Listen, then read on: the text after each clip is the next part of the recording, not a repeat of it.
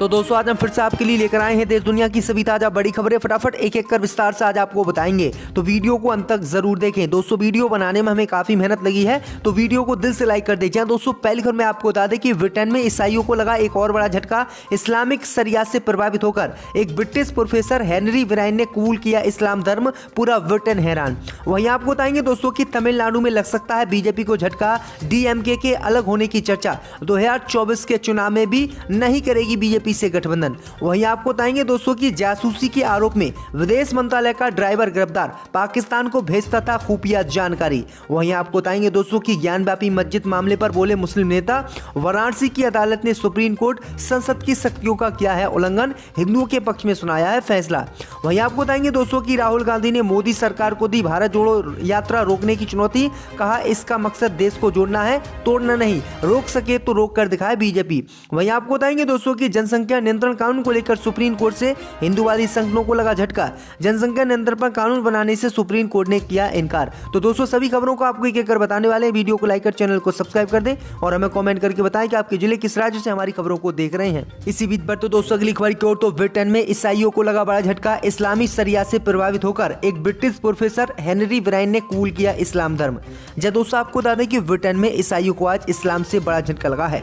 दरअसल आपको बता दें कि धार्मिक अध्ययन के एक प्रोफेसर और डॉक्टर हेनरी विराइन ने इस्लामी शरिया में गहन शोध के बाद कथित तौर पर इस्लाम धर्म अपना लिया है और ईसाई धर्म छोड़ दिया है।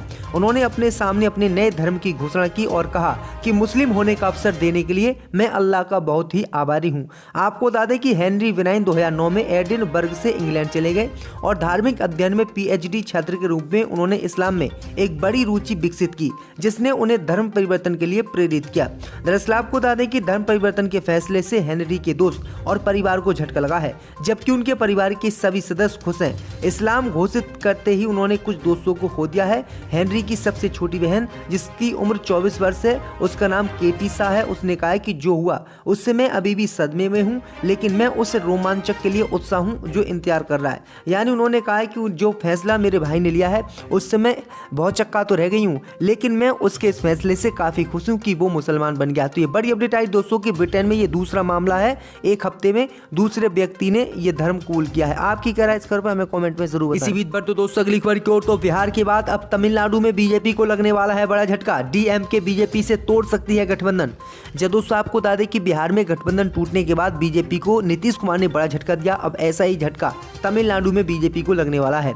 दरअसल आपको बता दें कि तमिलनाडु में सत्ता में आने का सपना देख रही बीजेपी को जल्दी करारा झटका लग सकता है, क्योंकि 2019 के लोकसभा और 2021 के विधानसभा चुनाव में हार के बाद AIADMK अब राज्य में प्रासंगिक बने रहने के लिए एक नई रणनीति पर काम कर रही है, जिसमें वो बीजेपी को छोड़ने पर विचार कर रही है।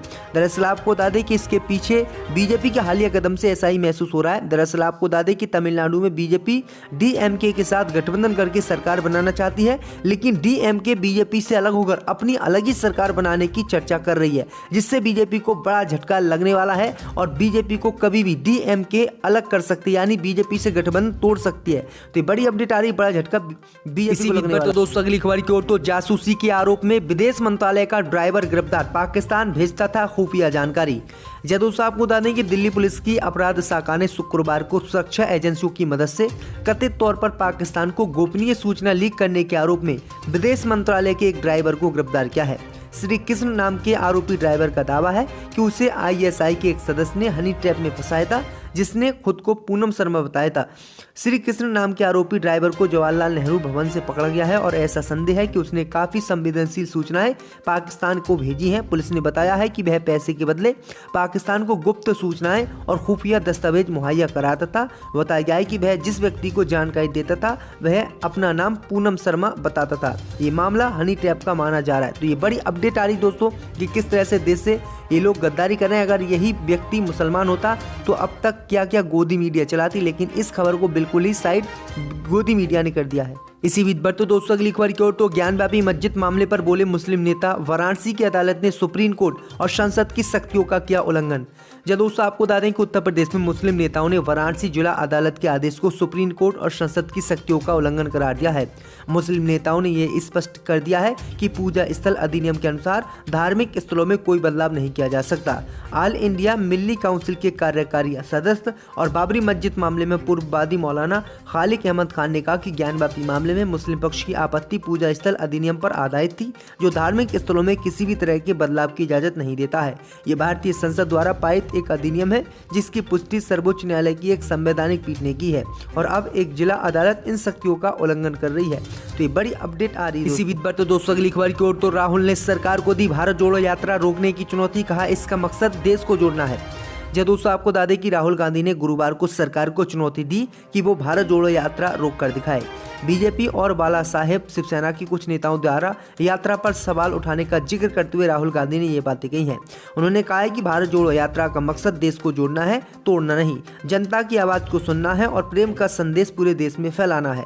दरअसल आपको बता दें कि इस समय राहुल गांधी की भारत जोड़ो यात्रा महाराष्ट्र में चल रही है और महाराष्ट्र में बीजेपी और शिंदे गुट के कुछ विधायकों ने कांग्रेस की भारत जोड़ो यात्रा को रोकने की बात कही थी। इस पर सवाल उठाए थे और इसी का जवाब राहुल गांधी ने दिया है। राहुल गांधी ने कहा है कि अगर सरकार में हिम्मत है तो वो भारत जोड़ो यात्रा रोक कर दिखाए। इसी बीच बढ़ते दोस्तों अगली खबर की ओर तो सुप्रीम कोर्ट से हिंदूवादी संगठनों को लगा बड़ा झटका, जनसंख्या नियंत्रण कानून लागू करने की कोर्ट ने मांग की खारिज। जब दोस्तों आपको बता दें कि सुप्रीम कोर्ट से आज उन हिंदूवादी संगठनों को झटका लगा है जो लगातार देश में जनसंख्या नियंत्रण कानून लागू करने की मांग कर रहे हैं। दरअसल आपको बता दें कि सुप्रीम कोर्ट ने बढ़ती जनसंख्या को नियंत्रित करने के लिए 2 बच्चों के नियम को लागू करने के लिए कदम उठाने की मांग करने वाली दलीलों पर विचार करने से इनकार कर दिया है। अदालत ने कहा है कि इस मुद्दे को देखना सरकार का काम है। जन्म दर में वृद्धि के बावजूद भारत की जनसंख्या स्थिर होने के बारे में मीडिया रिपोर्ट का हवाला देते हुए शीर्ष अदालत ने कहा कि ये ऐसा मुद्दा नहीं है जिसमें अदालत को हस्तक्षेप करना चाहिए। उन्होंने कहा कि अगर जनसंख्या नियंत्रण कानून बनाना है या जनसंख्या नियंत्रण पर बातचीत करनी है तो ये सरकार का काम है। सरकार इस पर कानून लेकर आए और रोके, हम इस पर कोई भी काम नहीं कर सकते, कोई भी कदम नहीं उठा सकते। तो ये बड़ी अपडेट आई दोस्तों की जनसंख्या नियंत्रण कानून को लेकर सुप्रीम कोर्ट ने यह बड़ा झटका उन हिंदूवादी संगठनों को दिया है जो लगातार देश में जनसंख्या नियंत्रण कानून की मांग कर रहे हैं। इसी बीच बढ़ते दोस्तों अगली खबर की ओर तो सावरकर पर टिप्पणी को लेकर राहुल गांधी के खिलाफ दर्ज हुई शिकायत। जब दोस्तों आपको बता दें कि बाला साहेब शिवसेना नेता वंदना डोंगरे ने भारत जोड़ो यात्रा के दौरान स्वतंत्रता सेनानी वीर सावरकर के खिलाफ कथित तौर से अपमानजनक टिप्पणी करने के लिए कांग्रेस नेता राहुल गांधी के खिलाफ शिकायत दर्ज कराई है। गुरुवार को ठाणे नगर पुलिस ने थाने में शिकायत दर्ज कराई थी जिसमें कहा गया था कि गांधी की टिप्पणी से स्थानीय नागरिकों की भावनाएं आहत हुई हैं। आईपीसी की धारा 500-501 के तहत एनसीआर अपराध का मामला दर्ज किया गया है। गांधी के खिलाफ उनकी टिप्पणी के लिए शिकायत दर्ज करते हुए बाला साहेब बंची शिवसेना नेता जो पार्टी की महिला अखाड़ी प्रमुख भी हैं, वह हमारे महापुरुषों की बदनामी को बर्दाश्त नहीं करेगी।